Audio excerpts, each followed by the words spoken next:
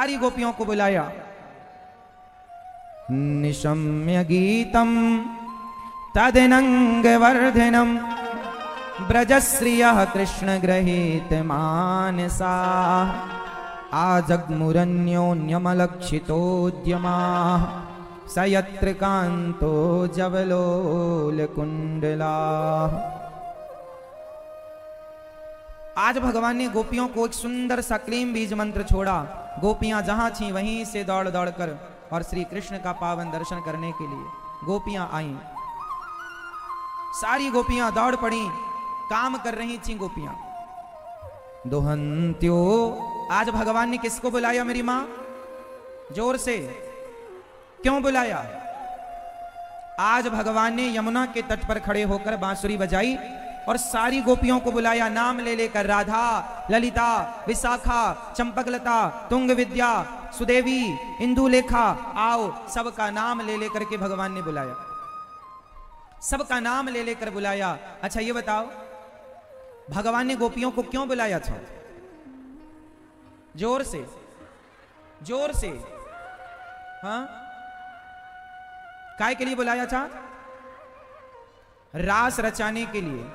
ये रास रचाना क्या है? रास का मतलब क्या है? रास रचाने का क्या मतलब है? मैया, भगवान ने गोपियों को क्यों बुलाया? रास रचाने के लिए। ये रास रचाना क्या है? बताएंगे आप लोग क्या है?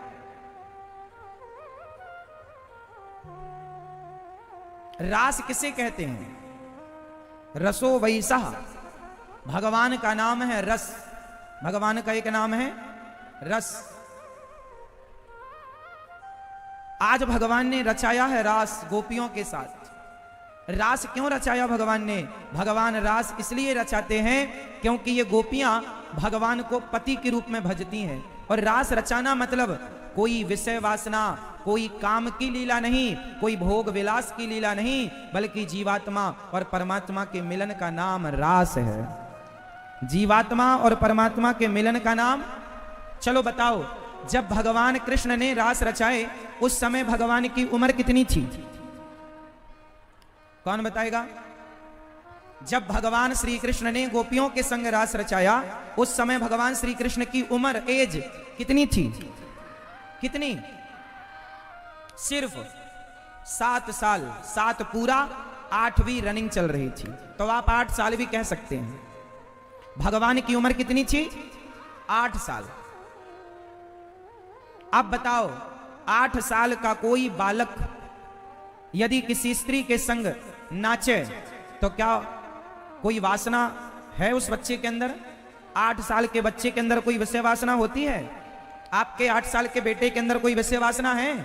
तो फिर भगवान के अंदर कोई विषय वासना कैसे हो सकती है? भगवान ने जब रास रचाए उस समय भगवान की उम्र कितनी थी? 8 साल। क्योंकि 10.5 साल की उम्र में तो भगवान वृंदावन छोड़ के मथुरा चले गए।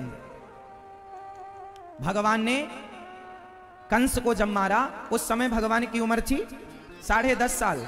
और कंस को मारने के पहले की ये लीला है, रास लीला। कई लोग कहते हैं ना कि भगवान ने रास क्यों रचाया, भगवान ने रास क्यों रचाया। आज मैं आपको बताऊंगा कि भगवान ने रास क्यों रचाया। आज ये दास अनिरुद्ध आपको बताएगा कि भगवान ने रास क्यों रचाया। अच्छा ये बताओ, जो गोपियां थीं वो गोपियां कौन थीं? जोर से। क्या आज की तरह कोई सामान्य स्त्रियां थीं? कौन थीं वो गोपियां जिनके संग भगवान ने रास रचाए? अभी मैं बताऊंगा रास क्या है। अभी पहले ये बताओ कि वो गोपियां कौन थीं जिनके संग भगवान ने रास रचाए? कौन थीं वो? हाँ, जन्म जन्म की तपस्वी, जन्म जन्म के तपस्वी संत। द्वापर युग में भगवान ने उन संतों को, वेद की ऋचाओं को गोपियों के रूप में भेजा ताकि तुम्हारा मनोरथ मिलने का था भगवान से, तो भगवान मिलकर तुम्हारा मनोरथ पूर्ण कर सकें। इसलिए भगवान ने रास रचाए। गोपियां कौन थीं? वेद की ऋचाएं, संत। अच्छा एक बात और बताओ, कोई स्त्री भगवान को अपने पति के रूप में भजे और कोई भगवान को पति की तरह प्यार करे तो सही है कि गलत है? मैया, ओ मेरी प्यारी माँ, कोई स्त्री भगवान को अपने पति की तरह माने और पति की तरह मानकर प्यार करे भगवान से, तो बताओ उसका भगवान को पति मानना सही है या गलत है? जोर से इस तरफ की मैया बताओ, सही है कि गलत है? इस तरफ की मैया, सही है कि गलत है? बोलो मेरी माँ। अब पीछे की मैया बताएंगी मेरी माँ। और ये कुर्सी वाली मैया, सही है कि गलत? गलत है, गलत है। कोई भगवान को पति के रूप में प्यार करे तो भी सही है, क्योंकि भगवान से प्रेम आप किसी भी रूप में कर सकते हैं। त्वमेव माता च पिता त्वमेव, त्वमेव बंधुश्च सखा त्वमेव, त्वमेव विद्या द्रविणम त्वमेव, त्वमेव सर्वम। तुम सब कुछ हो, जाकी रही भावना जैसी, प्रभु मूरत देखी तिन तैसी। भगवान को आप माता पिता पुत्र, कोई पति के रूप में भजे। मीराबाई ने पति के रूप में भजा, गोपियों ने पति के रूप में भजा, क्या बुरा है? इसलिए सतयुग, त्रेता, द्वापर और कलयुग, चारों युगों की स्त्रियां, जब कोई स्त्री, अब कोई बंगाल में, कोई आसनसोल में कोई ऐसी स्त्री हो जो कृष्ण को अपना पति मानती हो मन से ही और सच्चा प्यार करती हो, किसी को ना बताती हो, पर प्यार बहुत है भगवान से, वह स्त्री भले आसनसोल की है, जब वो मरकर जाएगी तो भगवान उसे वहां पर जगह देंगे और उसी स्त्री को द्वापर युग में गोपी बनाकर भेजेंगे और कहेंगे तुझे पति के रूप में मुझे चाहिए था ना, मैं द्वापर में कृष्ण बनकर आऊंगा, तुम्हारे संग रास रचाकर तुम्हारा मनोरथ पूरा करूंगा। उन सारी स्त्रियों को, हर युग की उन स्त्रियों को भगवान द्वापर में गोपियों के संग रास रचाकर उनका मनोरथ पूरा करते हैं। मनोरथ क्या है? कोई भोग विलास मनोरथ नहीं है। क्या मनोरथ होता है? एक भक्त का क्या मनोरथ होगा, है ना? एक भक्त का यही मनोरथ होता है कि मैं भगवान को गले से लगाऊं, पति की तरह उन्हें प्यार करूं, और बस यदि किसी का यह भाव है कि मैं गले से लगाकर भगवान को और पति की तरह प्यार करूं, उनके शरीर को मैं पत्नी बनकर स्पर्श करूं, तो कोई माँ कहे कि मैं कन्हैया को माँ बनकर उसके गालों का चुम्बन करूं, तो भगवान यदि कोई माँ बनकर पुकारता है तो किसी ना किसी युग में उससे यशोदा का अभिनय दे देते हैं भगवान कि तुम मेरी माँ बन जाना। कोई कहे कि मैं कृष्ण को भाई के रूप में चाहती हूं, तो किसी किसी युग में भगवान द्रौपदी का अभिनय दे देते हैं, जाओ द्रौपदी बन जाना, मेरी बहन बन जाना, सुभद्रा बन जाना, मेरी बहन बन जाना। भगवान युग तो 4 है ना, जैसे हर 7 दिन में संडे आता है, संडे आएगा, इस बार फिर आएगा संडे, फिर आएगा रविवार, फिर आएगा, उसी तरह सतयुग के बाद त्रेता आता है, त्रेता के बाद द्वापर आता है, और द्वापर के बाद कलयुग आता है, और कलयुग के बाद फिर सतयुग आता है। यही क्रम चलता रहता है। तो जब जब त्रेता आता है तब तब के नहीं, कभी कभी के त्रेता में, या ये भी मान लो कि त्रेता में आकर भगवान राम बनते हैं, और जब जब द्वापर आता है तो भगवान कृष्ण बनकर के आते हैं। कृष्ण वही होते हैं, बाकी जो पात्र होते हैं वो बदल जाते हैं, जैसे यशोदा मैया बदल जाएंगी। अगली बार आप में से किसी का मन है कि मैं कृष्ण की मां बनूं, तो इतना प्यार आपको है और आप 100 नंबर लेके आ गए अपनी भक्ति में, तो भगवान आपको अगला अवसर दे देंगे। आपने भगवान से इतना प्यार किया तो भगवान आपको अगली बार गोपी के रोल में अपने रास में सम्मिलित कर लेंगे। हमें और आपको सखा के रूप में सम्मिलित कर सकते हैं भगवान। हम जैसे पापियों को भी शायद भगवान कभी सखा के रूप में सम्मिलित कर लें। कभी किसी ना किसी लीला में भगवान हमें और आपको भी सम्मिलित करेंगे। इसलिए भगवान की ये लीला हर युग में है, लेकिन कंस बदल जाता है। राम तो हर युग में आते हैं, लेकिन रावण बदल जाता है। लीला वही होती है, पर पात्र बदलते चले जाते हैं। भगवान सबको मौका देते हैं। तो अगली बार जब द्वापर में रास रचाएंगे भगवान, और आपके अंदर अपार प्रेम होगा, उस रास में ठाकुर जी हमें और आपको भी मौका दे सकते हैं। ये नित्य लीलाएं हैं, कभी बंद ना होने वाली लीलाएं हैं। तो ये है रास, जीवात्मा और परमात्मा के मिलन का नाम, जोर से, जीवात्मा परमात्मा के मिलन का नाम, भक्त और भगवान के मिलन का नाम रास है। ये है रास। अब इसे सामान्य लोग क्या मानते हैं, अरे भगवान तो रास रचा रहे हैं। पगले, वो भगवान है। एक उंगली से जो गिरिराज्य उठा सकते हैं, इतने से मुंह में पूरा ब्रह्मांड दिखा सकते हैं, क्या उन्हें तुम विषय वासना की दृष्टि से देखते हो? आज का इंसान विषय वासना में डूबा होता है, इसलिए वह भगवान को भी उसी नजरिए से देखता। भगवान, अच्छा बताओ, इंसान कभी भगवान हो सकता है? इंसान की तुलना भगवान से हो सकती है? जोर से। ये दादाजी सो गए क्या? जगाओ। जो सो जाएं उन्हें प्यार से जगाते चलो। मैया, ओ मेरी मां, चुप रहो मेरी मां, सुनो। सुन रहे हैं आप लोग? सुनो फिर। देखो, भगवान गोपियों के संग रास रचा रहे हैं। इंसान इंसान रहेगा, भगवान भगवान रहेंगे। अच्छा एक बात बताओ, आपका पति किसी स्त्री के संग नाचने लग जाए, वो भी कहे कि हम भी रास रचा रहे हैं, तो आपको पसंद आएगा? आपका पति जो भगवान श्री कृष्ण ने किया है, वही काम आपका पति करने लग जाए तो सही होगा? जोर से, जोर से। तो फिर ये बताओ कि आपके पति ने किया तो गलत हो गया, और भगवान कृष्ण ने वही काम किया तो सही हो गया। तो भगवान का किया सही है और आपके पति का किया गलत है, ऐसा क्यों? उत्तर दो, क्यों का? हाँ, क्योंकि आपका पति एक इंसान है और श्री कृष्ण भगवान है। शंकर जी ने जहर पिया था समुद्र मंथन का, हाँ या ना?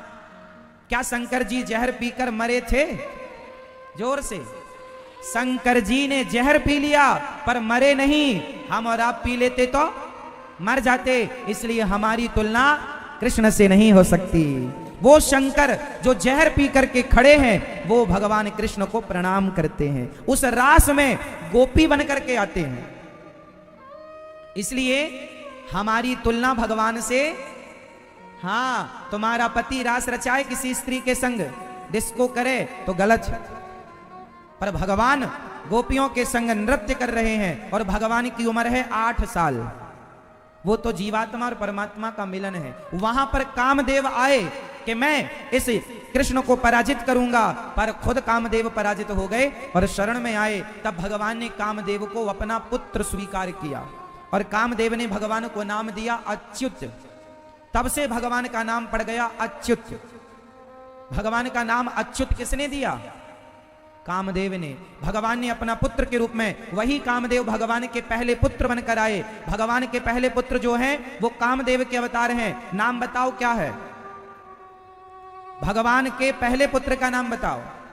श्री प्रद्युम्न जी। क्या नाम है? प्रद्युम्न। ये कामदेव के अवतार हैं। तो भगवान ने गोपियों के संग रास रचाए। गोपियां, जब भगवान बांसुरी बजाए, गोपियों को बुलाया, आओ। गोपियां आई, सारा काम धाम छोड़ छोड़ कर दोहंत्यो भिययो काश्चित दोहम हित्वा समुत्सुका पयोधिसृत्य संयाव मनुद्वास्या पराययुः। गाय दोह रही थी गोपियां के बांसुरी सुनाई पड़ी, गाय छोड़ दिया, दूध वहीं छोड़ दिया, बर्तन वहीं छोड़ा, दौड़ पड़ी कृष्ण से मिलने के लिए। गोपियों के अंदर इतनी उत्कंठा थी, सारा काम छोड़ छोड़ कर भगवान से मिलने चली। परिवेशयन्तस्तद्धित्वा पाययन्त्यः शिशून् पयः। एक सखी बच्चे को दूध पिला रही थी कि बांसुरी सुनाई पड़ी, दौड़ पड़ी श्री कृष्ण के लिए। बच्चे को छोड़कर लिम्पन्त्यः प्रमृजन्त्योन्या अंजन्त्यः काश्चलोचने व्यत्यस्त वस्त्राभरणाः काश्चित् कृष्णान्तिकं ययोः। एक सखी आंगन लीप रही थी, काजल लगा रही थी। जो गोपी जहां जिस काम में थी, उस गोपी ने उस काम को वहीं छोड़ा और कृष्ण से मिलने दौड़ी, क्योंकि कृष्ण से मिलना जरूरी था। काम तो कल भी हो जाएगा, काम तो कल भी हो जाएगा, पर ये अवसर कल नहीं मिलेगा जो आज मिल रहा है। आप लोगों को ये कथा सुनने का अवसर क्या 2 दिन बाद मिलेगा? इसलिए काम तो 2 दिन बाद भी हो सकता है, पर ये अवसर गोपियों ने कहा काम तो फिर हो जाएगा, पर कृष्ण आज पुकार रहे हैं, फिर कभी पुकारेंगे इसकी गारंटी नहीं है। इसलिए चलो सारा काम धाम छोड़कर, बच्चों को दूध पिलाता छोड़कर गोपियां दौड़ पड़ी श्री कृष्ण से मिलने के लिए। दौड़ पड़ी गोपियां कृष्ण से मिलने की चाह लेकर। जैसे ही गोपियां पहुंची, अच्छा गोपियों ने सब छोड़ दिया। अच्छा ये बताओ, पति को छोड़ना सही है? गोपियां पति को, बेटा को, परिवार को सब छोड़कर जा रही हैं। बताओ, पति बेटा परिवार सबको छोड़ना सही है कि गलत है? जोर से, जोर से। मैया सही है कि गलत है? सबको नहीं छोड़ना चाहिए, लेकिन एक बात बताएं, गोपियां छोड़कर गई नहीं। एक होता है छोड़ना और एक होता है छूटना, दोनों में अंतर है कि नहीं? गोपियों ने छोड़ा कुछ नहीं, भगवान से इतना प्रेम था कि सब छूटता चला गया। जब भगवान से अधिक प्रेम होता है ना भक्त का, तो वो कुछ छोड़ता नहीं है, सब अपने आप छूटता चला जाता है, सब छूटता चला गया। और भगवान के लिए सब कुछ छोड़ देना सही है, अपनी जिम्मेदारी। लेकिन आप लोग ना छोड़ना, क्योंकि आपकी स्थिति जब गोपियों जैसी हो जाए, ये तब की बात है। अब गोपियों की जैसी स्थिति नहीं और आप छोड़ के चले जाओ तो काम बिगड़ जाएगा। आप लोग अपनी गृहस्थी में रहो, अपने काम करो, अपनी जिम्मेदारी पूरी करते हुए भगवान में मन लगाओ। इसलिए गोपियां सारा कुछ छोड़ करके चली गई, भगवान के लिए सब कुछ छोड़ दिया गोपियों ने। अच्छा, भगवान के लिए मां छोड़नी पड़े तो छोड़ देनी चाहिए कि नहीं? जोर से हाँ या ना बताओ, किसने छोड़ा? फिर भगवान के लिए अपनी माता को किसने छोड़ा था? जोर से हाँ? श्री भरत जी ने। भरत जी ने, माता कैकेयी ने उन्हें राजा बनाने की कोशिश की, पर भरत जी ने कहा आपने मेरे राम को वनवास भेज दिया माँ, अब मैं अपनी वाणी से आपको कभी माँ कहकर नहीं बुलाऊंगा। आपके जिह्वा पर कीड़े क्यों नहीं पड़ गए जब आपने मेरे राम को वनवास भेज दिया? भरत जी ने माँ का त्याग कर दिया भगवान के लिए। यदि भगवान के रास्ते पर माँ बाधा बनकर खड़ी है कैकेयी की तरह, तो कैकेयी जैसी माँ का परित्याग कर देना चाहिए। याद रखो, कैकेयी जैसी माँ का त्याग करना है, कौशल्या जैसी माँ का त्याग नहीं करना है ना। पिता यदि रास्ते पर आ जाए तो वैसे पिता का परित्याग कर देना चाहिए। बताओ, पिता का त्याग किसने किया भगवान के लिए? मां का त्याग भरत जी ने किया, और पिता का, पीछे वाली मैया, किसने? श्री प्रहलाद जी ने पिता को छोड़ दिया। वो कहते थे क्यों भगवान की भक्ति करता है? यदि भगवान के भजन में पिता बाधक है तो वैसे दुष्ट हिरण्यकश्यपु जैसे पिता को श्री प्रहलाद जी ने छोड़ दिया। भगवान के रास्ते पर यदि भाई आ जाए तो भाई को छोड़ देना चाहिए। बताओ किसने छोड़ा? किसने? श्री विभीषण जी ने रावण को छोड़ दिया। यदि भगवान के रास्ते पर पति आ जाए तो पति को छोड़ देना चाहिए। किसने पति को छोड़ा? जोर से, जोर से। पति को छोड़ा गोपियों ने। छोड़ दिया किसके लिए? कृष्ण के लिए। लेकिन आप लोग मत छोड़िएगा। उठाओ हाथ। मैया आप नहीं मानती हो कुछ? ये मैया चश्मा वाली कुछ नहीं मानती, हम तो नौकर समझती हैं। जाओ टमाटर ले आओ, जाओ मच्छी ले आओ, बस इसी काम का है। हाँ?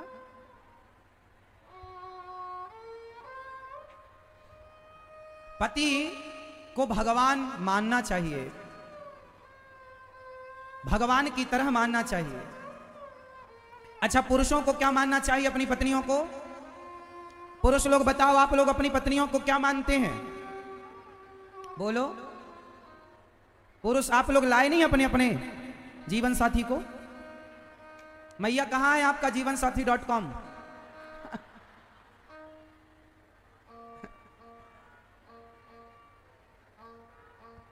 जिनके जीवन साथी.com बगल में बैठे उनसे सवाल है, बताओ आपके जीवन साथी, बताओ आप अपनी पत्नी को क्या मानते हैं? बताओ बताओ जीवन साथी क्या मानते हो? पत्नी हमेशा, यदि पुरुष देवता है तो पत्नी देवी है और वह साक्षात लक्ष्मी का स्वरूप है। पुरुष को अपनी पत्नी को लक्ष्मी मानना चाहिए और नारी को अपने पति को नारायण मानना चाहिए। तो तुम दोनों हो गए लक्ष्मी।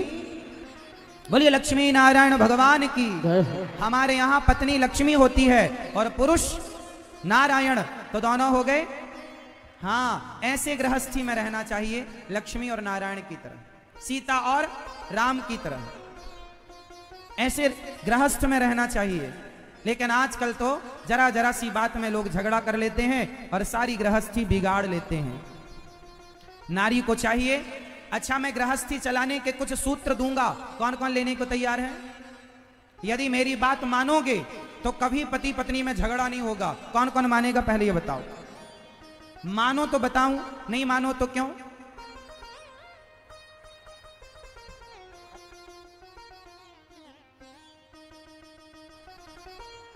मानोगे मेरी मां?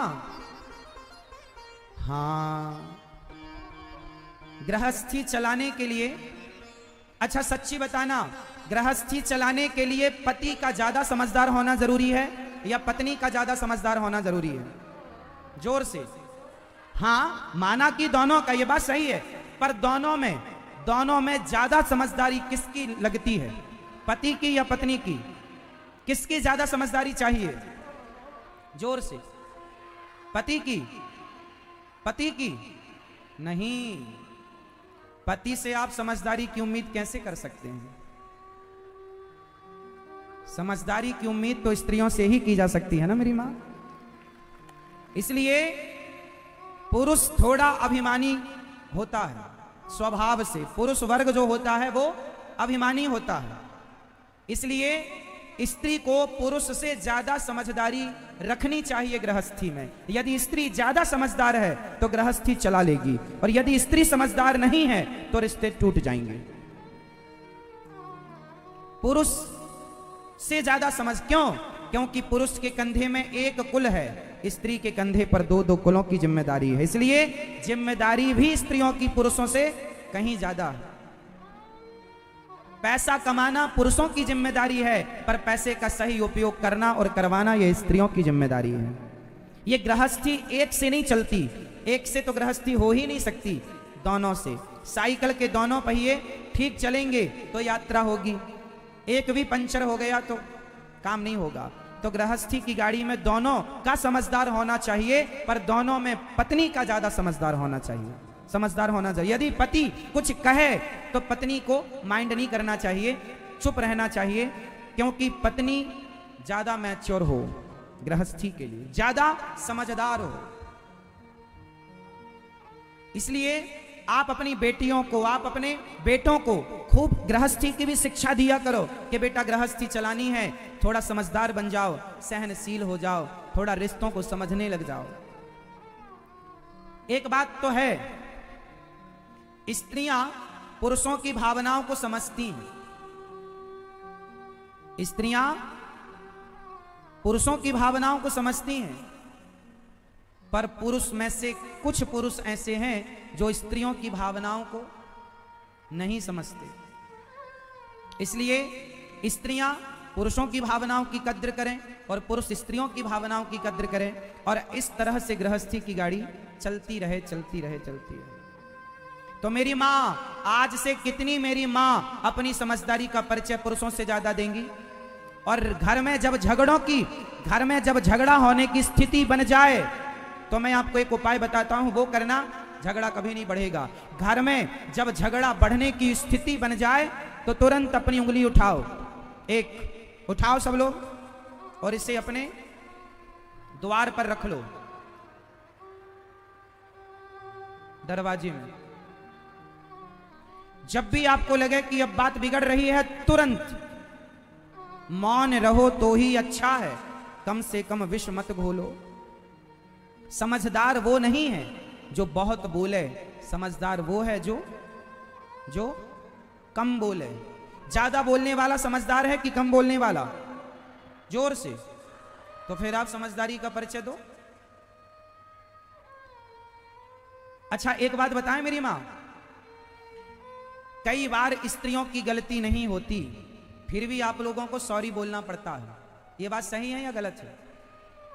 चाहे आप अपने पति को सॉरी बोलें, चाहे आप अपनी सास को सॉरी बोलें, अपनी परिवार में किसी भी रिश्ते को सॉरी कहें, कई बार आपकी गलती ना होने पर भी आपको झुकाया जाता है, आपको जलील किया जाता है, कई बार आपका अपमान किया जाता है, आपको बहुत गुस्सा आता है, आपके माता पिता को जलील किया जाता है ससुराल में। तेरी माँ ने ये सिखाया, तेरे बाप ने ये सिखाया, तेरा बाप तो ऐसा है, तेरी माँ तो ऐसी है। ऐसे ऐसे शब्दों को कई बार सुनना पड़ता है, सुनना पड़ता है।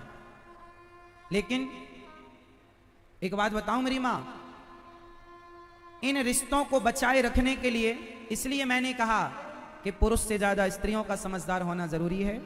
गलती ना होने पर भी आपको सॉरी बोलना पड़ता है। अच्छा ये बताओ, मेरी गलती नहीं है फिर भी मैंने सॉरी कहा, तो ये मैंने सही किया कि गलत किया? जोर से, जोर से। यदि मेरे जरा से सॉरी कहने से, मेरे झुकने से यदि तूफान समाप्त होता है, घर में शांति का माहौल होता है, तो चलो भैया झुक करके हम ही रिश्ते बचा लें, हम ही पहल कर लें। तुम तो ना झुके, हम ही झुक लें। गलती ना होने पर भी जो व्यक्ति झुकता है, समझ लो कि वो सबसे ज्यादा समझदार होता है, जो झुक कर उसने अपने रिश्तों को बचाया। बाल्टी जब कुएं में उतरती है तो झुकती है, झुकती है तो भरती है। यदि ना झुके, बाल्टी बोले मैं क्यों झुकूं, तो पानी भर ही नहीं सकता उसमें।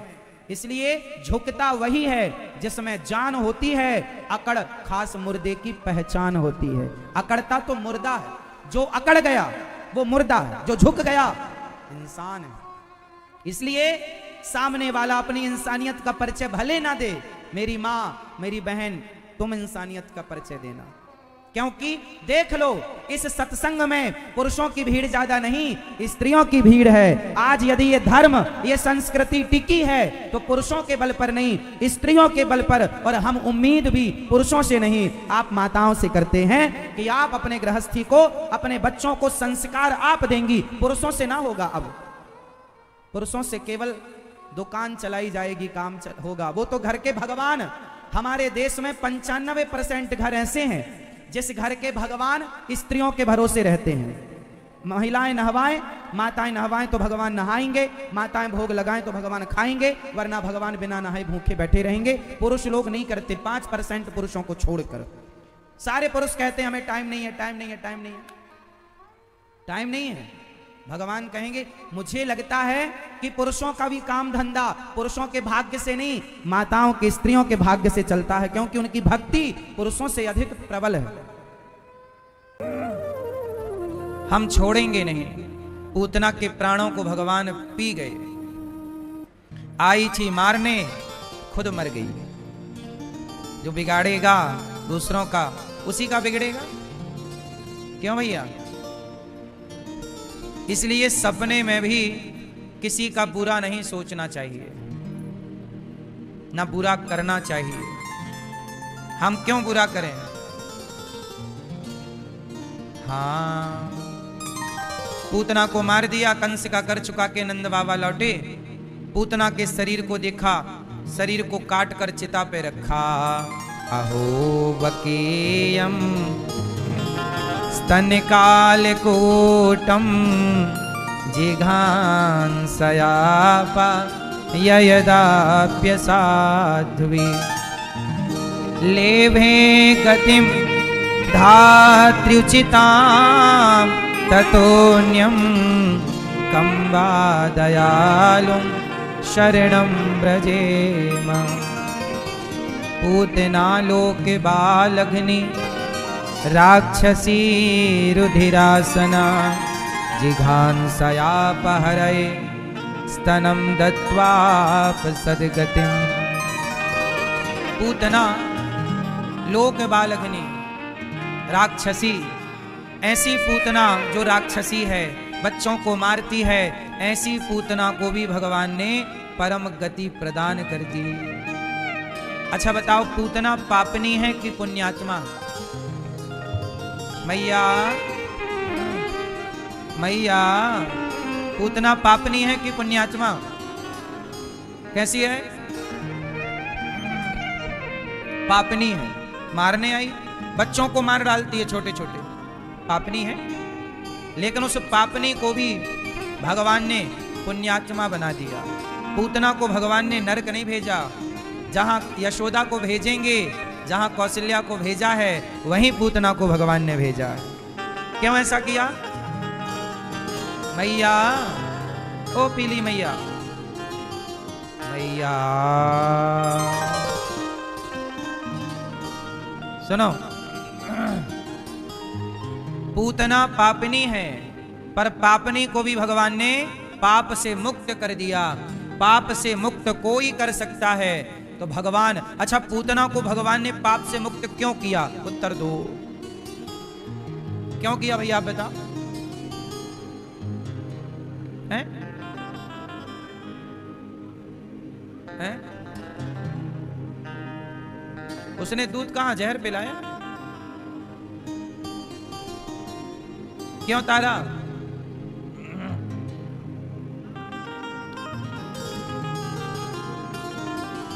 क्योंकि भगवान का स्वभाव है कि जो मेरी शरण में आएगा, जो मेरी आग का स्वभाव है, जो आग के पास जाएगा आग उसे जलाएगी। ये आग का स्वभाव है। पानी का स्वभाव है कि जो पानी के पास जाएगा पानी उसे गीला करेगा। ये पानी का स्वभाव है। ऐसे भगवान का स्वभाव है कि जो मेरी शरण में आएगा उसे भगवान तारेंगे, चाहे वो पापी हो, पुण्यात्मा हो, मां हो या शत्रु हो, किसी भी रूप में आओ। भगवान क्या कहते हैं? मां मेकम शरणम व्रज, मेरी शरण में आएगा। अच्छा, पूतना किसकी शरण में गई? मारने गई, पर गई तो भगवान के समीप। गई कहां? गई तो भगवान के पास। इसलिए कहता हूं, भाव कोई भी हो, मारने का ही भाव हो, पर जाओ भगवान के पास। जाना किसके पास है? भगवान अपना स्वभाव नहीं छोड़ते। क्या नहीं छोड़ते? तारने का स्वभाव है भगवान। मैया, भगवान दयालु हैं या नहीं? जोर से हैं भैया, बताएंगे आपको क्या दिया दया करके भगवान ने? हैं? सब कुछ दिया। दारू पीते हो? कभी कभी कभी तो पीते हो। तो भगवान ने दी दारू आपको? हैं? आप तो कहते हो सब भगवान दे रहे हैं। आप लोग भगवान के दिए चीजों का दुरुपयोग करते हैं। आप लोग भगवान के दिए पावर का, जैसे भगवान ने इंसान को सबसे शक्तिशाली बनाया है। बताओ, 84 लाख योनियों में सबसे शक्तिशाली कौन है? जोर से हैं? मनुष्य इतना शक्तिशाली है कि चांद तक पहुंच गया। मनुष्य इतना शक्तिशाली है कि हाथी को भी अपने हिसाब से नचाता है सर्कस में, शेर को भी अपने हिसाब से नचाता है सर्कस में, बंदर को भी अपने हिसाब से। 84 लाख योनियों को कंट्रोल करने की ताकत किसी के अंदर है तो मतलब सबसे ताकतवर कौन है? लेकिन आप सच बताएं, आप लोग अपनी ताकत का मिसयूज करने लग गए हो। कैसे मिसयूज करते हो? जैसे आपको भगवान ने सबसे शक्तिशाली बनाया, तो अच्छा ये बताओ, भगवान ने आपको सबसे शक्तिशाली क्यों बनाया? क्यों बनाया? उत्तर दो। सास पावरफुल है तो बहू को सताएगी। जिसके पास पावर होता है वो अपने से कमजोर को सताता है। ये बात सही है कि गलत है? हमेशा बड़ी मछली छोटी मछली को, बड़ी मछली छोटी मछली को खा जाती है। यही है मत्स्य न्याय, इसे पढ़ाया जाता है। इसे कौन सा न्याय कहते हैं? मत्स्य न्याय। बड़ी मछली छोटी को खा जाती है। भगवान ने आपको शक्ति दी है तो आप उस शक्ति का उपयोग किसी को खाने में, सताने में ना खर्च करो। शक्तिशाली हो तो अपनी ताकत, अपनी शक्ति से जीव मात्र की, मानव जात की सेवा करो। अपने ताकत से सही काम करो। जो पैसा शराब में खर्च करते हो वो किसी भूखे की भूख मिटाने में खर्च कर लो। वो सही जगह खर्च कर लो। अपने ऊपर ही सही खर्च कर लो। अनार का जूस पी लो। क्यों? आप किसी का भला मत करो भैया, अपना खुद का ही कर लो। आज का इंसान इतना अपने बुद्धि से गिरता जा रहा है कि वो अपना ही भला नहीं कर पा रहा। सच बताओ, दारू पीने वाले लोग किसी का भला ना करें, क्या दारू पीने से दारू पीने वाले का खुद का भला है? दारू पीने से, ये दारू वाले भैया बताएंगे, दारू पीने से आपका भला है? जोर से सही बताओ। नहीं। जब आप अपना भला नहीं कर पा रहे हो तो आपसे उम्मीद क्या है कि आप दूसरों का करोगे? अच्छा ये बताओ, गुटखा खाने वाला अपना खुद का भला करता है कि नहीं? जोर से, जोर से। खुद का भला कहां है? गुटखा खा खा के वो कैंसर ले रहा है, डैमेज कर रहा है सिस्टम को, हाँ या ना? तो आपको पता है कि गुटखा गलत है, बीड़ी गलत है, सिगरेट गलत है, ये गलत, फिर भी आप कर रहे हैं। तो मतलब ये हुआ कि आप अपना ही भला, आप अपना भला नहीं कर रहे हैं। और जो स्वयं का भला नहीं कर सकता वो दूसरों का क्या भला करेगा? इसलिए पहले अपना भला कर लो भैया, फिर दूसरों का भला करने का सोचना। दारू पीने वाला क्या भला करेगा? दारू पीने वाला भला यही कर सकता है कि दूसरे को भी दारू पिला के बिगाड़ देगा। गुटखा खाने वाला यही भला कर सकता है कि दूसरे को भी खिला पिला के बर्बाद कर देगा। गांजा पीने वाला दूसरे को भी पिला के बर्बाद कर देगा। यही भला कर तुमसे इससे ज्यादा उम्मीद तुमसे नहीं है। भैया कितनों को बिगाड़े हो आप? सच बताओ, आपने कितनों को शुरू कराई है? यार पी ले एक पैक, क्या होता है, एक तो मार। किसी को नहीं बिगाड़ा। किसी के साथ बैठ के पीते हो? अकेले पीते हो? दोस्तों के साथ नहीं पीते? खाओ मां कसम के दोस्तों के साथ नहीं पीते हैं?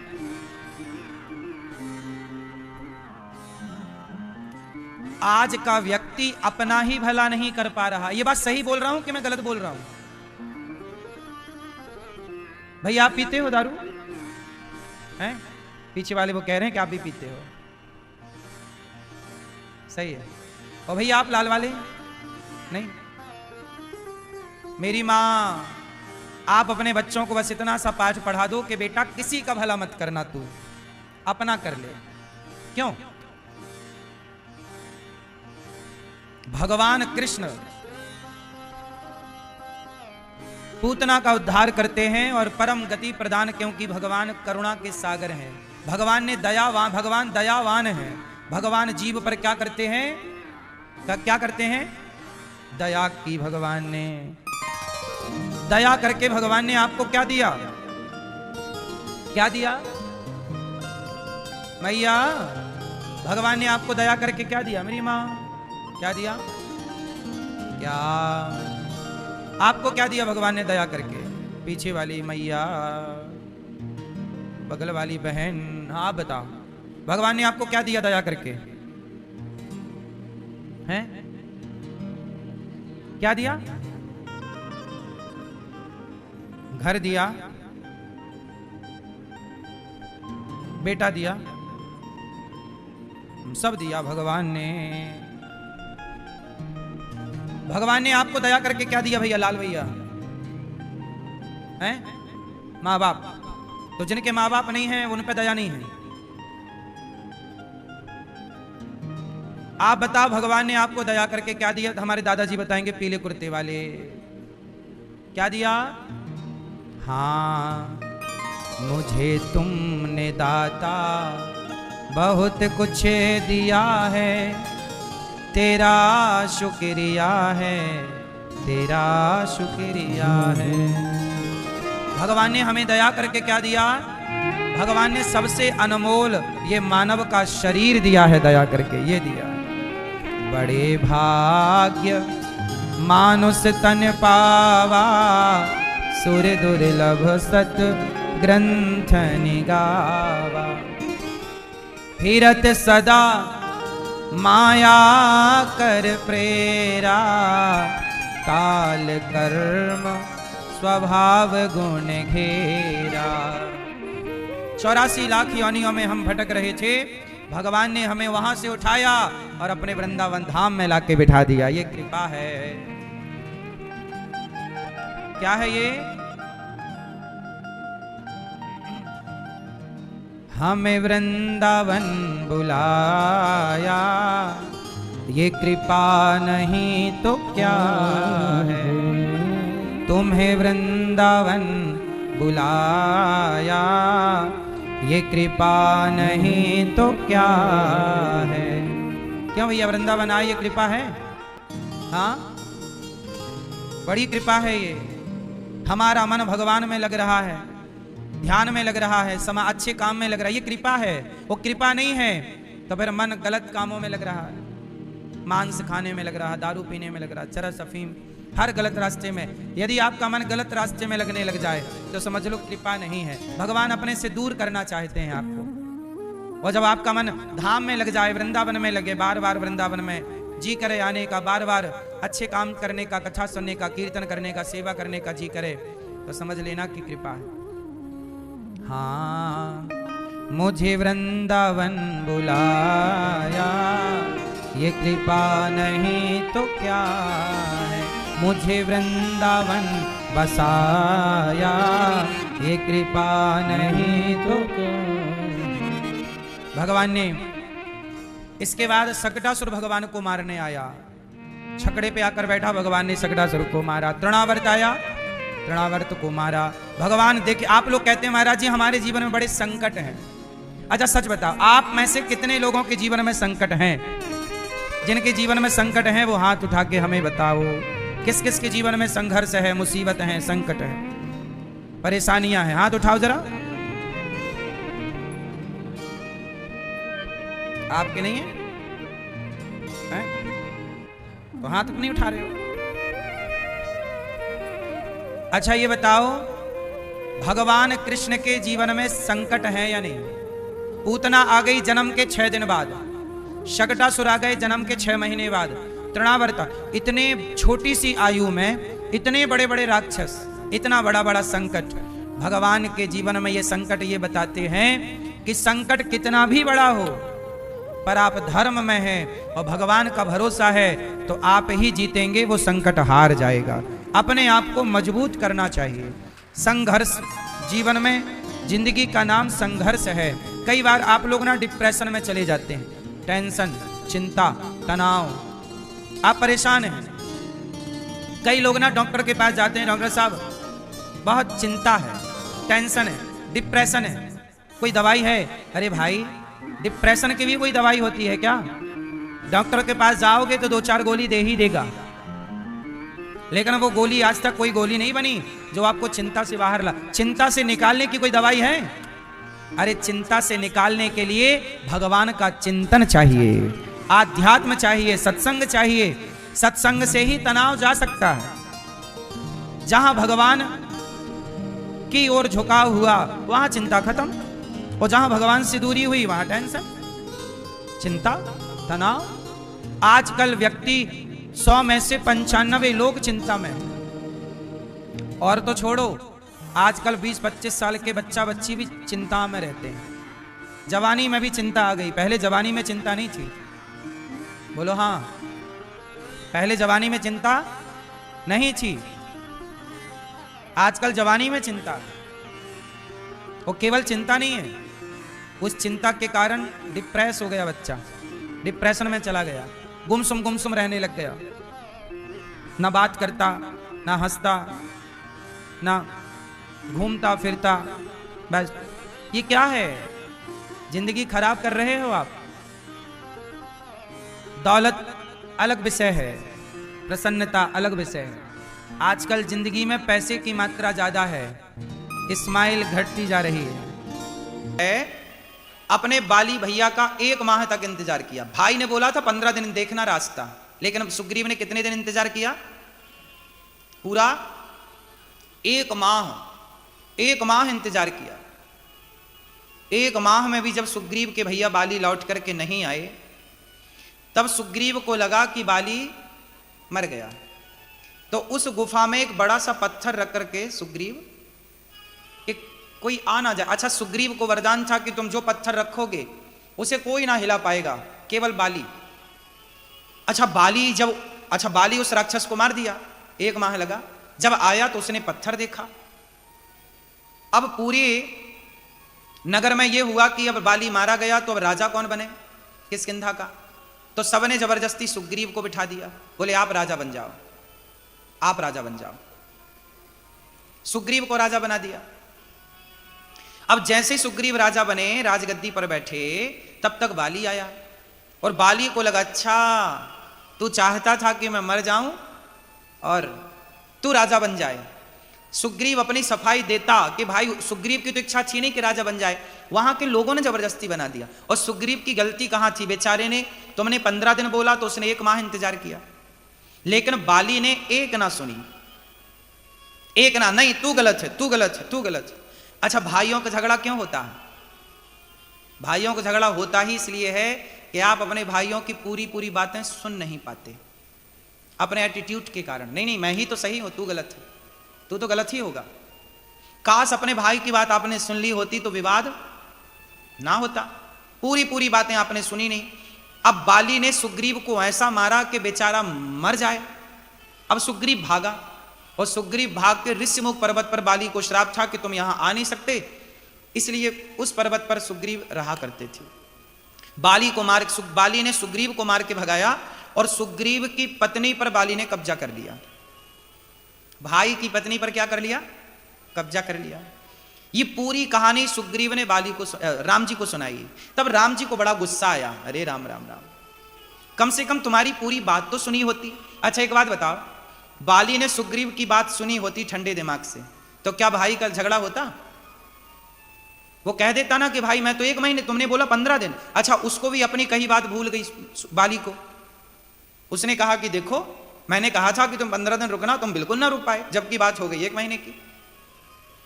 अब ये विवाद का कारण बना। इसलिए कहता हूं कि जब भाई में कोई बात हो तो ठंडे दिमाग से एक दूसरे की पूरी बात सुनो। अच्छा, झगड़ा क्यों होता है जानते हैं? आधी बात जानने से झगड़ा होता है, पूरी बात कोई सुनता ही नहीं। सास अपनी बहू की पूरी बात नहीं सुनती, बहू अपनी सास की पूरी बात नहीं सुनती, जेठानी अपनी देवरानी की पूरी बात नहीं सुनती, देवरानी अपने जेठानी की पूरी बात नहीं सुनती। यदि पूरी बात सुनने का कल्चर हम फॉलो कर लें, पूरी बात सुनने का सिद्धांत अपना लें, तो कभी किसी में झगड़ा ना हो। कई बार जो हम समझते हैं वो होता नहीं है, और जो होता है वो हम समझ नहीं पाते। क्यों जी? बात सही है, बात सही है। काश आप पूरी बात सुन पाते। काश बाली सुग्रीव की पूरी बात सुनता कि मैं क्यों राजा बना? मैं राजा नहीं बना, लोगों ने बिठा दिया, लोगों ने तिलक कर दिया, मेरा तो कुछ था ही नहीं, मेरी तो कोई इच्छा ही नहीं थी, और मैं आपका इंतजार कर रहा था, मैं बहुत दुखी था। लेकिन सुग्रीव के प्रेम को बाली समझ ना पाया और विवाद हो गया। भाई की पत्नी पर कब्जा किया, मार के लात निकाल दिया। सुग्रीव बेचारे वर्षों से पहाड़ पर थे।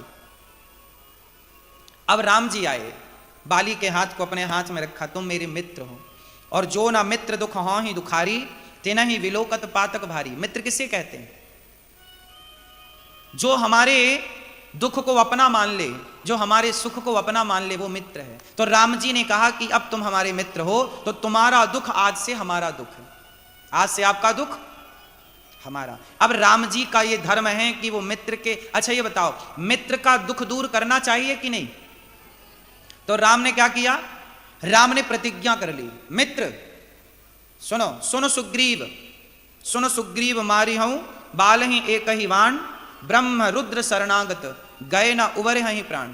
हे बाली सुग्रीव, मैं तुझे वचन देता हूं, तू मेरा मित्र है, मैं वचन देता हूं कि मैं बाली को एक ही वाण से मारूंगा। कितने वाण से मारूंगा? एक वाण से, दूसरा वाण ना लगेगा। और कहीं जाए अब उसकी प्राणों की रक्षा नहीं हो सकती, क्योंकि उसने मेरे मित्र का दिल दुखाया है, अब मैं उसे मारूंगा। अच्छा, राम जी ने क्यों मारने की प्रतिज्ञा की? अच्छा बताओ, राम जी की बाली से कोई पर्सनल दुश्मनी थी? राम जी की बाली से कोई पर्सनल दुश्मनी थी? नहीं। राम जी तो बाली को जानते भी नहीं थे, और बाली भी राम जी को नहीं जानता था। एक दूसरे की शकल नहीं देखी, एक दूसरे से कभी मिले नहीं। जब मिले नहीं, हालचाल नहीं जानते, तो राम जी ने क्यों कह दिया कि मारूंगा? अच्छा, भाई भाई का विवाद था, क्या राम जी ने इसलिए प्रतिज्ञा की मैं मारूंगा? बोलो। नहीं, राम जी ने इसलिए कहा मारने का, क्योंकि बाली ने जो गलती की वो अक्षम्य है, मतलब क्षमा करने योग्य नहीं। क्या कि तुमने चलो भाई को लात मारा, ठीक है, तुमने भाई को निकाल दिया, ठीक है, यहां तक सब सही है, पर तुमने भाई की पत्नी पर कब्जा कर लिया, यह गलत था। इसलिए राम जी ने कहा कि नारियों पर जो अत्याचार हो रहा था, उस जमाने में राम जी नारियों पर जिसने अत्याचार किया उसका सर्वनाश कर दिया राम जी ने। नारियों पर अत्याचार जब हुआ तो उस जमाने में नारियों के पक्ष में खड़े होकर राम जी ने नारियों को न्याय दिलाया है। वरना बाली जैसों से पंगा कौन लेता भाई, बताओ। बाली ने, अब सोचिए कि जब बाली ने सगे भाई की पत्नी पर कब्जा कर लिया, तो औरों की पत्नियों को तो वो गाजर मूली समझता रहा होगा। क्यों? किसी को भी उठा लाया, जो काम रावण का था, जो पसंद आया ले आए, जो पसंद आया ले आया, वही काम बाली का था। अच्छा, बाली और रावण की दोस्ती थी। आपने सुना होगा कि बाली रावण से ज्यादा ताकतवर था। बाली ने रावण को कहां दबाया? यहां कांख में दबाया, बगल में दबाए रखा 6 महीने तक। अब सोचिए कि जरा और जोर से दबा देता बाली, तो रावण तो वहीं टै हो जाता, नहीं हो जाता? क्यों मैया? राम जी को आने की क्या जरूरत थी? बाली ने 6 महीने दबाई रखा, थोड़ा और से दबाता, मर जाता रावण। लेकिन रावण नहीं जानते हो क्या करता? रावण जिससे हार जाता उससे दोस्ती कर लेता। रावण देखा कि बाली तो बड़ा बलशाली है, तो रावण ने बाली को फ्रेंड रिक्वेस्ट भेज दी। और बाली और सुग्रीव, बाली की और रावण की क्या हो गई? दोस्ती हो गई। रावण में ये चतुराई थी, रावण चतुर था ना, ज्ञानी तो था ही, नीतिज्ञ था। रावण जिससे जीत जाता तो जीत जाता, और जिससे हार जाता रावण उससे दोस्ती कर लेता, उसे अपना पड़ोसी मित्र बना लेता, ये मेरा मित्र है। तो बाली और रावण की बड़ी दोस्ती थी। राम जी ने बाली को मारने का इसलिए भी निश्चय किया कि तुमने गलत व्यक्ति से दोस्ती की। जब तुम्हें पता है कि रावण गलत था, तो तुमने रावण से दोस्ती क्यों की? तुमने उसके अत्याचार को बंद क्यों नहीं किया? वो संतों को मार देता था रावण, वो किसी महिलाओं के साथ बलात्कार करता था, उठा के ले जाता था, क्यों नहीं तुमने रोका? तुम भी गलत थे और तुमने गलत आदमी से दोस्ती कर ली। इसलिए राम जी ने कहा, सुन सुग्रीव मारी हूं बाल ही एक ही बाण, मारूंगा मैं। दूसरा, अच्छा, अंगद पढ़ने कहां गए जानते हैं? अंगद की पढ़ाई लिखाई कहां पूरी हुई? अंगद की पढ़ाई लिखाई रावण के विश्वविद्यालय में पूरी हुई। अंगद पढ़ने कहां गए? लंका। बाली और रावण की दोस्ती। तो फिर बाली ने फोन लगाया, छोरा आ रहा है, एक पढ़ा लिखा दियो लाला को। तो सुग्रीव, बाली जो है अपने बेटे को लंका, उस समय लंका बड़ा नाम था, लंका का बड़ा विद्यालय था लंका में। रावण के 1 लाख बेटा थे। रावण के कितने बेटा थे? अब 1 लाख जब रावण की बेटा है, और रावण के बेटों फिर 1.25 लाख पोता, 1 लाख पूत, 1.25 लाख नाती, 1 लाख तो बेटा थे रावण के। अब उनके पढ़ाने के लिए रावण की व्यवस्थाएं बड़ी थी ना, सबको पढ़ाया लिखाया तो होगा। तो अंगद को भी बाली ने सोचा वहीं भेज देते हैं, कुछ फीस भी बच जाएगी। इसलिए अंगद और रावण का जो बड़ा बेटा, रावण का जो बेटा था अक्षय कुमार, इनकी पटती नहीं थी। एक दिन अक्षय कुमार को अंगद ने खूब मारा लंका में। तो अक्षय कुमार ने शिकायत कर दी गुरुजी से कि अंगद ने मारा है। तो गुरुजी ने श्राप दे दिया, अंगद आज के बाद तूने अक्षय कुमार को मारा और अक्षय कुमार ने तुझे यूं भी मार दिया तो तू मर जाएगा। इसलिए जब लंका जाने की बारी आई तो अंगद से कहा गया था, तुम जाओगे लंका? बोले मैं चला तो जाऊंगा पर वापस नहीं आ सकता। क्यों? बोले अक्षय कुमार एक भी मार देगा तो मैं मर जाऊंगा। इसलिए हनुमान जी लंका गए तो सबसे पहले हनुमान जी ने अक्षय कुमार को मारा। किसको मारा? अक्षय कुमार को मार संहारा। हनुमान जी लंका गए सबसे पहले किसे मारे? अक्षय कुमार को। तो राम जी कहते हैं बाली को मारूंगा। अच्छा, अब सुग्रीव बाली का युद्ध हुआ। राम जी ने माला पहनाया सुग्रीव को और पीछे खड़े होकर के राम जी ने बाण मारा और बाली को बाण लगा, वो बाली मर गया। अब सवाल खड़ा हुआ कि राम जी ने सामने से क्यों नहीं मारा, पीछे से क्यों मारा? इसके दो कारण हैं, दोनों कारण बहुत ध्यान से सुनिएगा। पहला कारण तो ये कि राम जी वचन दे चुके थे सुग्रीव को कि मारूंगा, तो चलो मारते, सामने से क्यों नहीं मारा? सामने से यदि राम जी मारते, चलो राम जी सामने खड़े होते तो बाली शरण में आ जाता। राम जी की शरण में कौन आ जाता? और राम जी की दूसरी प्रतिज्ञा है कि शरणागत कहूं जे तजहि हित अनहित अनुमान तेनर पावर पापमय तिनहि विलोकत हान। राम जी कहते हैं कि जो मेरी शरण में आएगा, चाहे वो कितना भी बड़ा पापी हो, मैं उसे क्षमा कर दूंगा।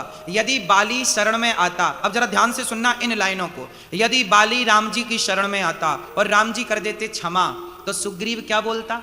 अच्छा, आपने बाली से दोस्ती कर ली और मित्र को दिया वचन भुला दिया, तो राम जी पर कौन सा कलंक लगता कि राम जी ने अपने सुग्रीव मित्र को धोखा दे दिया। क्यों जी, लगता कि नहीं? एक तरफ तो आप कहते हैं कि मैं बाली को मार दूंगा, और दूसरी तरफ यदि बाली शरण में आता तो आप ना मारने के लिए विवश हो जाते और नहीं मारते राम जी, तो राम जी पर कौन सा आरोप लगता? बोलो। मित्र को धोखा देने का आरोप लगता। सुग्रीव को धोखा, बाली को नहीं मारते तो सुग्रीव तो यही कहता ना कि आपने बाली से दोस्ती कर ली, वो बलशाली था इसलिए, और आपने देखो हमें जो दिया था वचन छोड़ दिया। तो राम जी पर मित्र को धोखा देने का आरोप लगता कि नहीं? ये आरोप कौन लगाता? बोलो, ये आरोप कौन लगाता? सुग्रीव। अच्छा, राम जी पर मित्र को धोखा देने का आरोप। अब राम जी पर दो आरोप लगने हैं। एक आरोप ये कि राम जी ने पीछे से क्यों मारा, और एक आरोप ये कि राम जी ने मित्र को धोखा दे दिया। अब कौन सा आरोप बेहतर है इन दोनों में से? राम जी ने मित्र को धोखा दिया, ये आरोप लगता राम पर, तो ये आरोप ज्यादा खतरनाक था कि नहीं? तो राम जी को लगा कि आरोप तो लगना ही है, पर मित्र को धोखा देने का आरोप क्यों लगे? पीछे से मारने का ही आरोप लग जाए, कोई बात नहीं, मैं मित्र के लिए इतना तो बर्दाश्त कर लूंगा। राम जी उस समय चक्रव्यूह में फंस गए। यदि राम जी सामने से मारते तो बाली शरण में आ जाता, और शरण में आता तो राम जी बाली को छोड़ देते, और छोड़ते तो राम जी पर आरोप लगता। हाँ या ना? किस किस को बात समझ में आ रही है?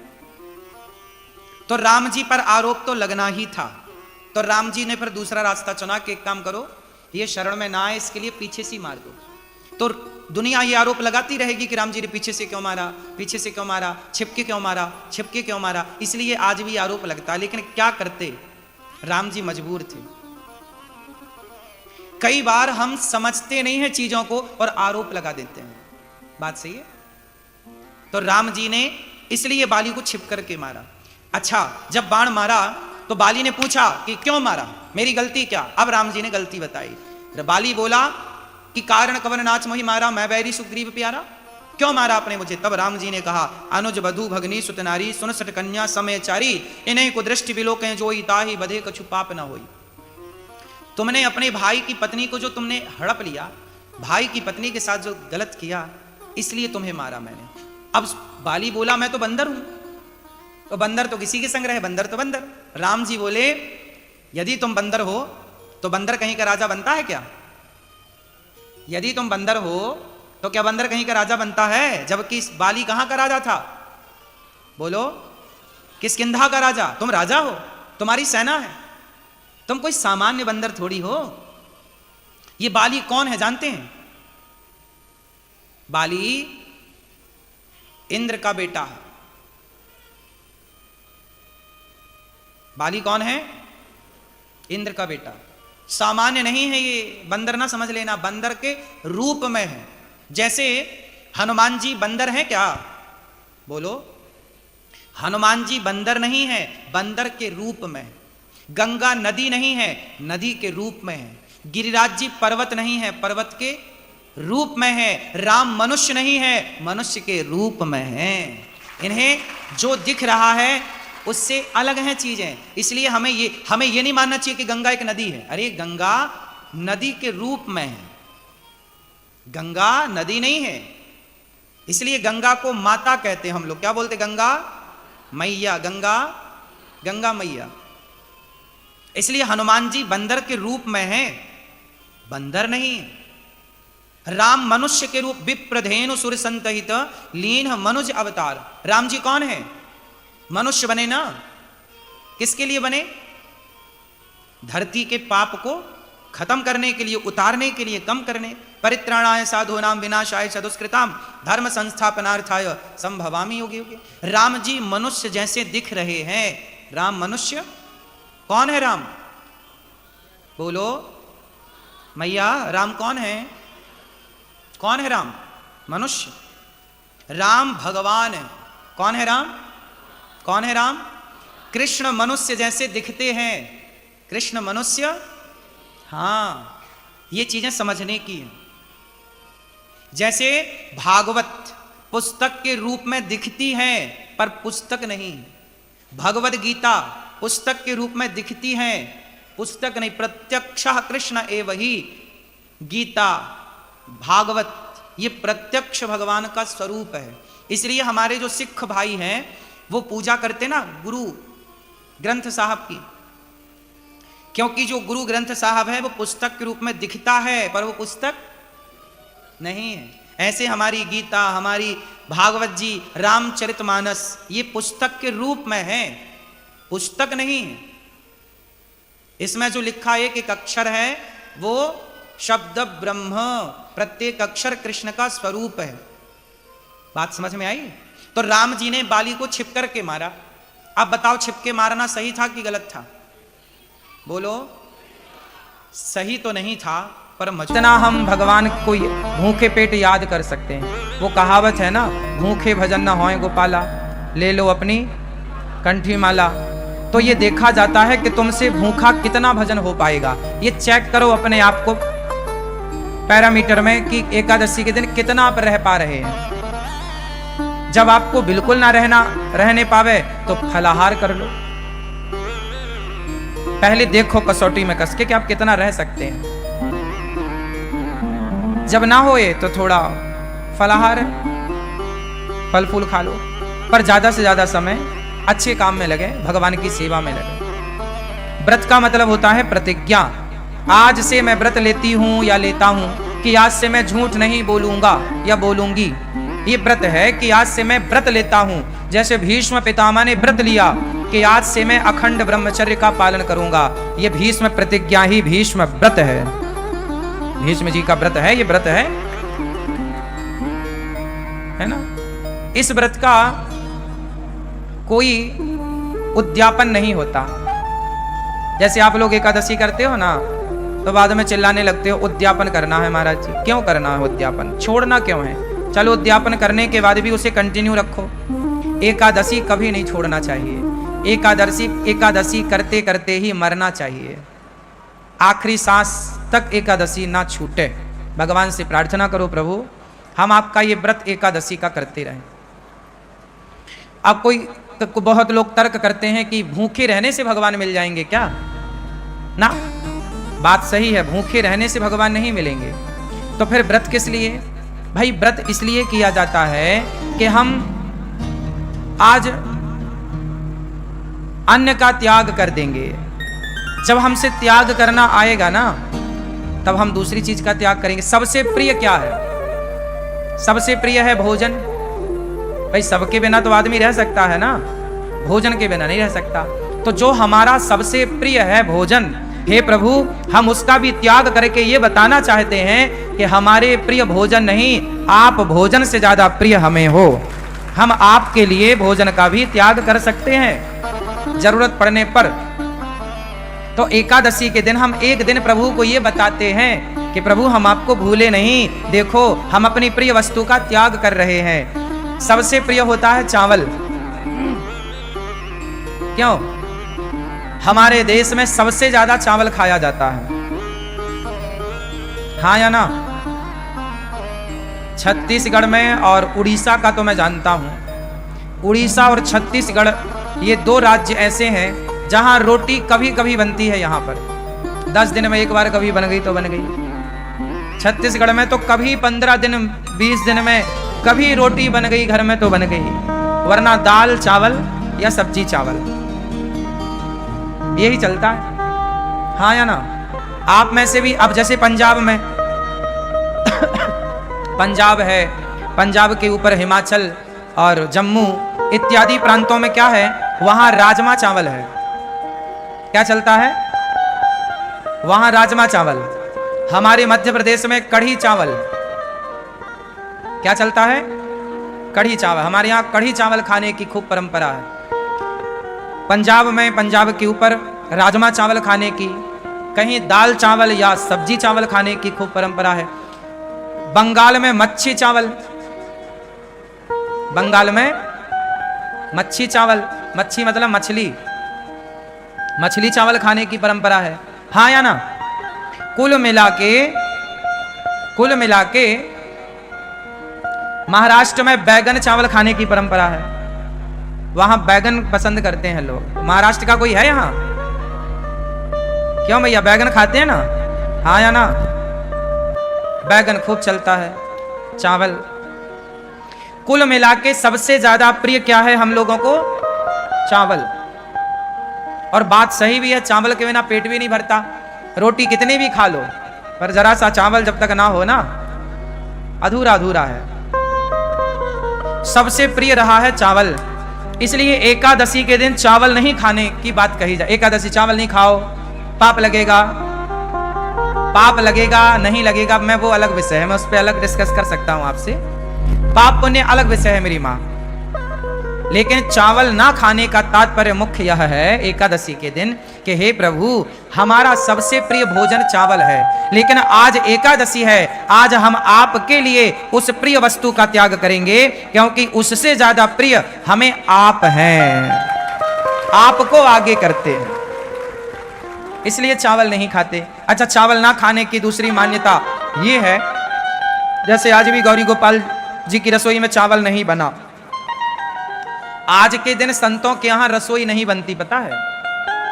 आज के दिन संतों के आश्रमों में चूल्हा नहीं जलता, पर गौरी गोपाल आश्रम में जो आपको एकादशी में जैसे फलाहार वो यहां पे चल रहा है कि भाई एकादशी में भी आप दूर दूर से आते हैं, हमारा धर्म है कि आपका पेट भरा रहे।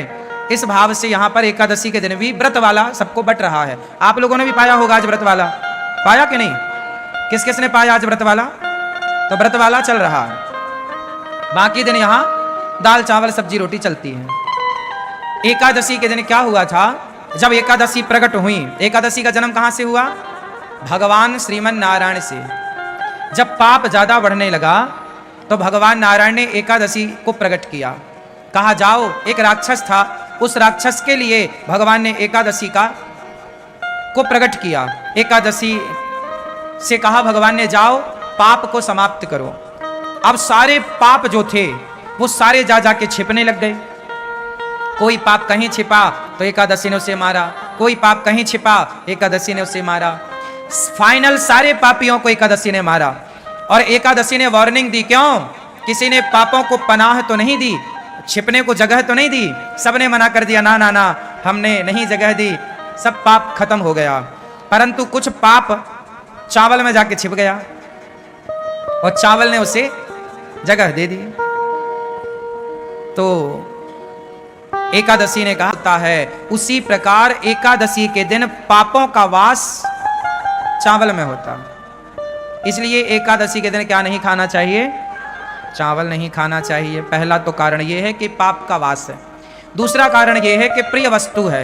हम तो भगवान को ज्यादा प्रिय मानते हैं, संसार की वस्तुओं को प्रिय नहीं मानते। इसलिए हमारे यहां साधु संतना फलाहार करने की परंपरा लागू की है। फलाहार,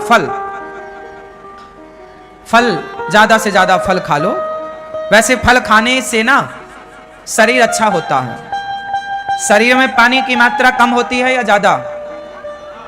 हाँ, शरीर में पानी की मात्रा कम होती है या ज्यादा? जोर से। शरीर में अन्य पदार्थों की अपेक्षा पानी की मात्रा ज्यादा होती है। बॉडी में पानी ज्यादा होता है और फलों में भी पानी की मात्रा ज्यादा होती है। बोलो हाँ। तो बॉडी भी हमारी पानी ज्यादा चाहती है और फलों में भी तरलता होती है, इसलिए फल हमारी बॉडी के लिए अनुकूल है। हमारा पेट आसानी से फल को पचा लेता है, उससे पानी भी मिल जाता है। जितने भी लिक्विड पदार्थ हैं, जैसे दूध है, दही है, छाछ है, रस है, फल है, ये शरीर के लिए अमृत है। जब पेट को फल मिलता है ना, तो पेट नाचने लग जाता है। पेट को जब फल मिलते हैं तो पेट ताजगी से भर जाता है, क्योंकि फलों में रस है ना, तो बॉडी उसे स्वीकार कर लेती है। जबकि पिज्जा, बर्गर, चाउमीन, ये सब क्या करते हैं, जैसे आपने कभी प्रैक्टिकल करके देखना, आप ज्यादा पिज्जा खाओगे, बर्गर खाओगे, तो आपको प्यास ज्यादा लगेगी। क्यों लगेगी? क्योंकि वो चीजें आपके अंदर के पानी को खत्म कर देती हैं, सोख लेती हैं। जैसे आप दाल बाटी खाओ, प्रैक्टिकल कर लेना, आप में से कितने लोगों ने दाल बाटी खाई है? खाई है? तो दाल बाटी खाने के बाद प्यास ज्यादा लगती है क्या? ये बात सही है, हाँ या ना? क्यों लगती है? क्योंकि बाटी जो होती है, पेट के अंदर जाती है, वो सारा पानी सोख लेती है, पानी की हो जाती है कमी, तो वो पानी चाहती है। कुछ चीजें ऐसी हैं जो पानी ज्यादा चाहती हैं। अच्छा, आप फल खाइए, फल खाने के बाद आपको प्यास नहीं लगेगी, क्योंकि वो बॉडी के पानी को और बढ़ाएगी, हाँ या ना? तो आप समझिए, जो विज्ञान, शरीर का जो साइंस है, विज्ञान है, इस पर थोड़ा विचार किया करिए। आज लोग बीमार क्यों पड़ते हैं? वो चीज खाते हैं जो शरीर एक्सेप्ट करता ही नहीं। अब तुम हड्डी चबा रहे हो मुर्गा की, अब हड्डी तो कुत्ता चबाता है, अब तुम मुर्गा की टांग चबा रहे हो, तो ये तो सब कुत्तों के आचरण हैं, इंसानों के नहीं है। इसलिए आप लोगों के जीवन में, आप लोग समय के पहले बूढ़े हो जाते हैं, समय के पहले आंखों में कम दिखने लग जाता है, समय के पहले बीमारियां आ जाती हैं, समय के पहले बुढ़ापा आ जाता है, समय के पहले कमजोरी इसलिए क्योंकि आपने खान पान गलत किया।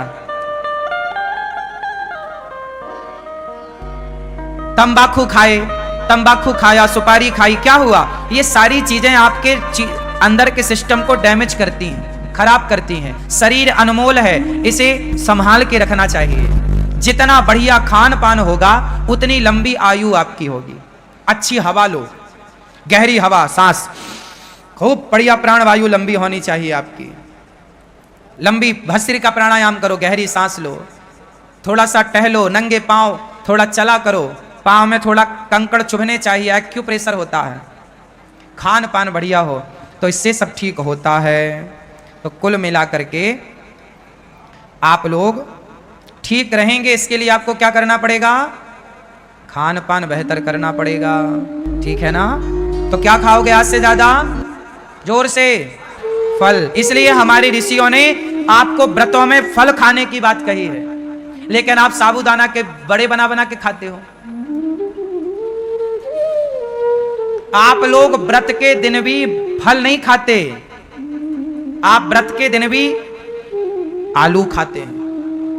आलू तो रोज खाते हो आप, पर व्रत के दिन भी आलू के पकौड़े और सिंघाड़े का आटा उसमें मिला के, उसका सिंघाड़े का आटा खाओ, अच्छा है, सिंघाड़ा अच्छा है, पर एक दिन तो कम से कम फल खाओ, बॉडी को कुछ फल बढ़िया दो। एक एप्पल रोज खाना चाहिए। एप्पल समझते हैं सेब, एक सेब रोज खाओ। गर्मी है, एक दो केला रोज खाओ। गर्मी है, जामुन आने लग गई, जामुन रोज खाओ। जब तक जामुन का सीजन चले रोज जामुन खाओ। जामुन ही एक ऐसा है फल जो अंदर साल भर में, यदि हमारे पेट में कोई बाल वाल चला जाता है, बाल, ये बाल होते हैं ना, कई बार जाने अनजाने में हमारे मुंह के अंदर पेट में बाल चला जाता है। जैसे गाय का दूध पीते हैं तो गाय का बाल भी चला जाता है। आप लोग तो सब छान के पीते हैं, फिर भी जो पहले के लोग तो ताजा दूध निकाल के पी लेते थे, तो संभावना ज्यादा थी। और आज कई बार आपके रोटी में, चावल में बाल आ जाता है ना मुंह में, आप फिर बाल निकालते हो, ये देखो ये, हाँ या ना? स्वाभाविक है, बनाते बनाते कई बार उड़ करके कहीं से कहीं पहुंच जाता है, रोटी में आ जाता, सब्जी में आ जाता। बड़ा टुकड़ा है तो निकल जाता, छोटा बारीक बाल हुआ तो वो तो सीधा पेट में चला जाता है। ये बाल इत्यादि जैसी चीजें जामुन पचाती है, पता है आपको? ये बात पता है? जामुन क्यों खाना चाहिए? जामुन ही ऐसी है जो साल भर में जो पेट में नहीं पचता उसे जामुन पचा देती है। इसलिए मौसमी फल जरूर खाने चाहिए। मौसमी फल मीन्स मौसम का फल। जैसे जामुन 12 महीने नहीं मिलती, कब मिलती है? आषाढ़ में मिलती है। अब जैसे वैशाख आषाढ़ पानी गिरेगा, जामुन की भरमार होगी। जामुन का सीजन ज्यादा से ज्यादा 15-20 दिन का होता है।